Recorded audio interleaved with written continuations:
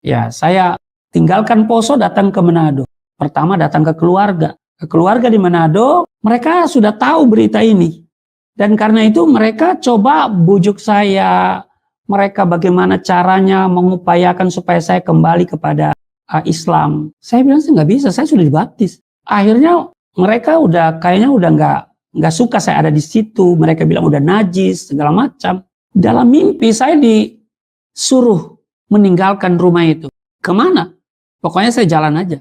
Ya udah, besok pagi saya berkemas, saya ambil kantong kresek, uang di kantong saya 25 rupiah. Saya jalan, mau kemana ini? Cari gereja terdekat. Datanglah saya ke gereja sentrum, Gemim Sentrum di Manado. Kebetulan di situ ada PGI wilayah. Jadi PGI wilayah, kalau hari ini namanya Sinode Am. PGI wilayah di gereja sentrum itu dulu ya, gereja sentrum yang dulu itu di lantai 2. Hanya saya dipersilakan naik ke lantai 2, didengarkan kesaksian saya. Akhirnya ketua PGI wilayah itu, Sinode Am itu, ambil keputusan bahwa saya diserahkan ke jemaat Gemim Sentrum. Itu keputusan mereka. Maka saya dibawalah ketemu dengan pendeta jemaat di situ, ketua jemaat Gemim Sentrum. Itu ibu pendeta, sudah almarhum hari ini. Dia itu nggak mau terima, dia keberatan waktu dia minta saya punya KTP, kamu punya KTP Muslim. Kalau saya bilang, Bu, KTP itu dibuat jauh sebelum saya menjadi Kristen. Waduh, dia nggak mau juga. Bla bla bla, alasan segala macam, dia cuekin. Akhirnya sudah saya diambil oleh salah seorang pemuda, tinggal di rumahnya. Kalau saya mau kecewa, saya bisa kecewa loh. Potensi kecewa itu ada. Atas saran daripada pemuda itu, coba kamu ke Gemim Kristus, Gereja Kristus yang ada di Boulevard. Saya datang ke sana. Hari Minggu, pendeta Irawan yang khotbah, gembala jemaat di situ atau ketua jemaat di situ.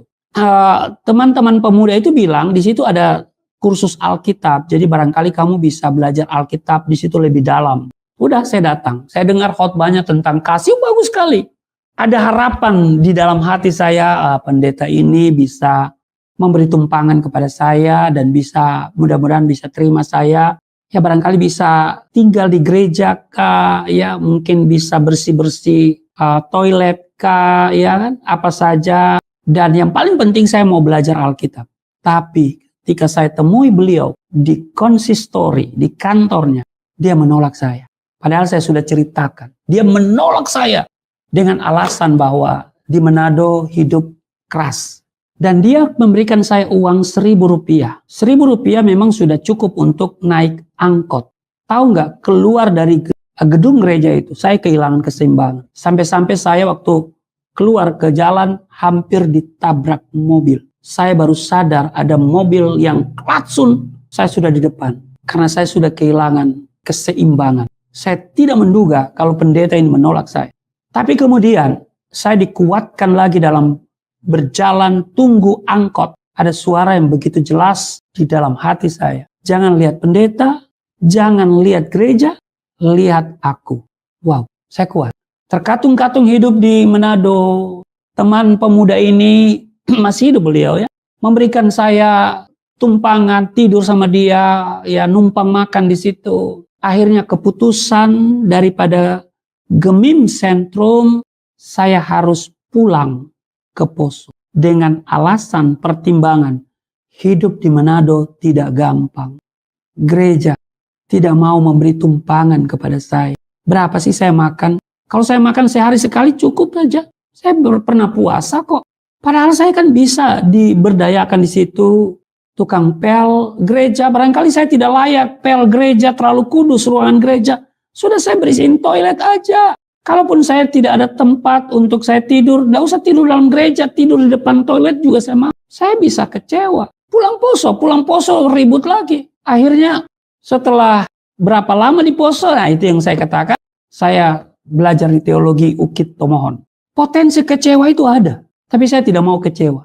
Saya nggak mau ada kepahitan dalam hati saya. Seperti saya lihat ada mu'alaf yang penuh dengan kepahitan. Saya di Jakarta pindah tahun 99 di Jakarta. Dan tahun 2003 saya ada di gereja tertentu selama 14 tahun.